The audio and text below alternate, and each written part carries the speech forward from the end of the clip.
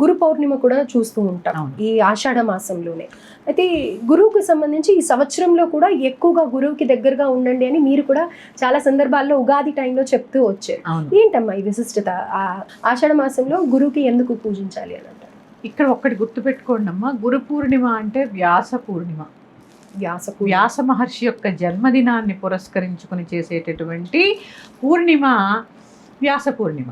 ఈ వ్యాస మహర్షి మనకి ఉపనిషత్తులు, వేదాలు, వాటి పేర్లు విభజించి మనకి చక్కగా మనం ఎలా ఉండాలి, మనిషి జీవన విధి విధానం ఎలా ఉంటుంది అని చెప్పినటువంటి వాడు వ్యాసాయ విష్ణు రూపాయ, వ్యాస రూపాయ విష్ణవే. అంటే తొలి గురు వ్యాసుడు.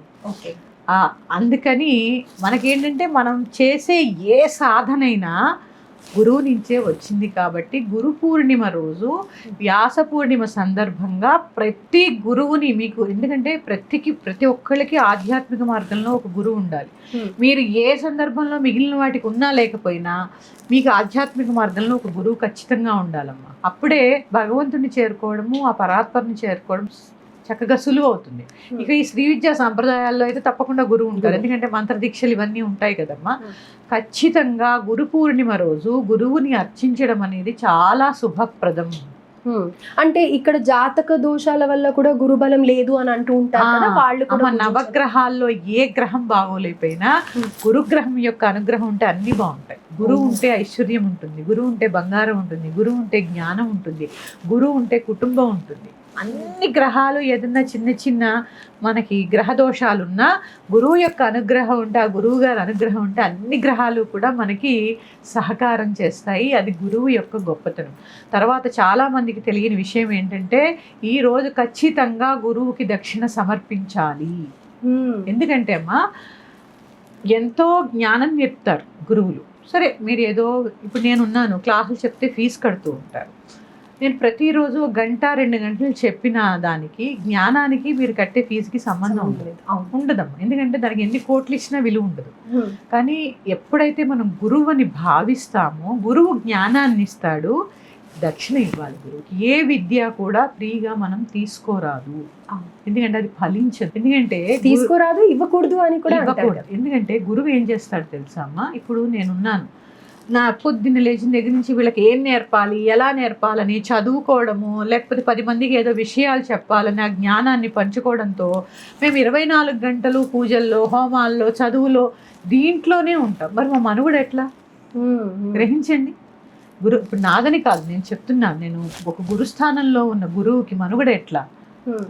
అందుకని ఖచ్చితంగా ఏం చేస్తారు అంటే ఈ గురు పౌర్ణమికి వాళ్ళకి సంవత్సరం మళ్ళీ గురు పౌర్ణమి వచ్చే వరకు కూడా సరిపోయేలాగా ఆ గురు పరంపరని బట్టి, వాళ్ళు ఉన్నటువంటి శిష్యుల్ని బట్టి గురుదక్షిణ ఇస్తూ ఉంటారు.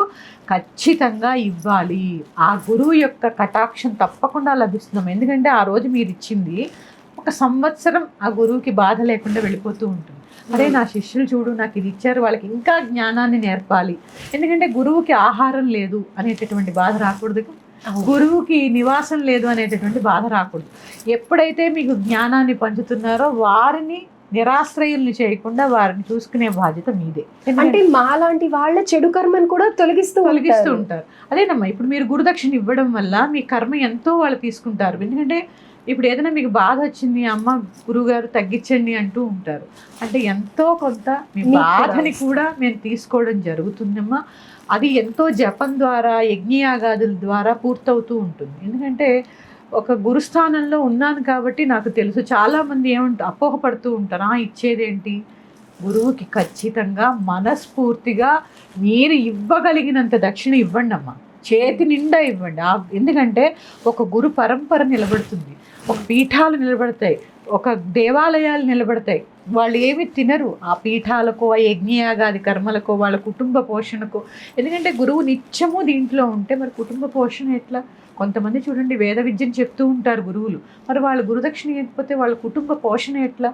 అందుకని గురుదక్షిణ ఖచ్చితంగా ఇవ్వండి, శుభాన్ని చేకూరుస్తుందమ్మా మీకు.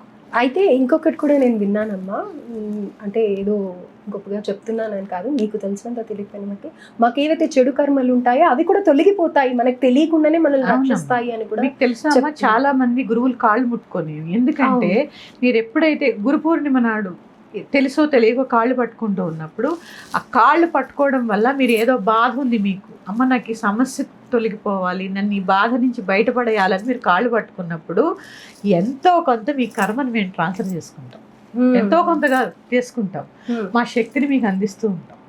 ఇది ఏమవుతుంది అంటే గురువు గొప్పతనము మీకు భౌతికంగా అర్థం కాదు, అదంతా సూక్ష్మంలో ఉంటుంది. ఎందుకంటే గురువు అనేది భౌతిక శరీరం కాదు, గురువు అనేది ఒక జ్ఞాన ప్రవాహం. అందుకని చక్కగా ఏం చేస్తారు అంటే మీకు గురువులు కనుక ఉంటే ఖచ్చితంగా గురుదక్షిణ ఇవ్వండి. ఆ గురు పరంపర కొనసాగేలా చూసుకోవాల్సిన బాధ్యత ప్రతి శిష్యుడి తలకాయ మీద ఉంటుంది. అలాగే అమ్మ. అయితే ప్రత్యేకంగా గురుబలం తక్కువ ఉన్న వాళ్ళు జపించవలసిన నామం కానీ లేకపోతే స్తోత్రం కానీ ఏదైనా ఉందంటారా? దక్షిణామూర్తి స్తోత్రం చదువుకోవచ్చమ్మా. అలాగే దత్తాత్రేయుడు సిద్ధమంగళ స్తోత్రం కూడా చాలా మహిమాన్వితము, ఈ రెండు చదువుకోవచ్చు. అలాగే. తర్వాత గురు పౌర్ణమి సాయంత్రం చంద్రోదయం అయిన తర్వాత గురుపాదుకా స్తోత్రాన్ని యాదేవి సర్వభూతేషు గురు రూపేణ సంస్థిత నమస్తశ్యై నమస్తశ్యై నమస్తశ్యై నమో నమః.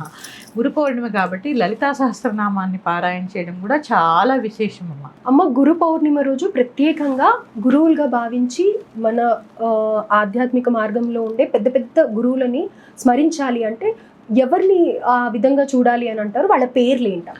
ముందుగా జగద్గురు దక్షిణామూర్తి, తర్వాత జగద్గురు కృష్ణుడు, తర్వాత వ్యాసుడు, ఆయన శక్తి పరాశర, తర్వాత సుఖమహర్షి, అన్నిటికన్నా శంకర భగవత్పాదులు, రామానుజాచార్యులు, దత్తాత్రేయుడు, వీళ్ళందరూ కూడా మనం పూజించదగ్గ గురువులు. ఎందుకంటే మన ధర్మము వీరికి జగద్గురు స్థానం ఇచ్చింది. ఇప్పుడు మనం భౌతికంగా చూడాలి అంటే శృంగేరి పీఠాధిపతులు, భారతీయ సాంప్రదాయంలో ఉన్నటువంటి గురువులు, అలాగే సరస్వతి సాంప్రదాయంలో ఉన్నటువంటి కంచి పరమాచార్యులు, వీళ్ళందరూ కూడా మనం పూజించదగ్గ గురువులు. ఎందుకంటే వారి పరంపర చూసుకోండి ఎక్కడ ఉంటుందమ్మా, ఎలా ఉంటుంది. అసలు భారతీయ సాంప్రదాయంలో చూసుకున్నా కూడా ఇప్పుడు విజయశేఖరానంద భారతీ స్వామి వారు ఉన్నారు. ఇక్కడ ముగ్గురుని తీసుకుంటాం, స్వగురువు, పరమగురువు, పరమేష్టి గురువు. ఈ ముగ్గురు కంపల్సరీ. ఇప్పుడు నాకుందనుకోండి, నాన్నగారు అదే మా గురువులు, గురువు గారి గురువులు, స్వగురువు, పరమగురువు, పరమేష్టి గురువు. ఇప్పుడు మరి నా దగ్గరకు వచ్చేసరికి నాకు శిష్యులు ఉన్నారు కాబట్టి నేను స్వగురువు, నాన్నగారు పరమగురువు, నా పరమ గురువులు వాళ్ళకి పరమేష్టి గురువు. అలా 3 గురుత్రయాలని మనం ఖచ్చితంగా భావన చెయ్యాలి. అండ్ భౌతికంగా ప్రతి మనిషికి ఒక గురువు ఉండాలి. గురువు లేని విద్య గుడ్డి విద్య.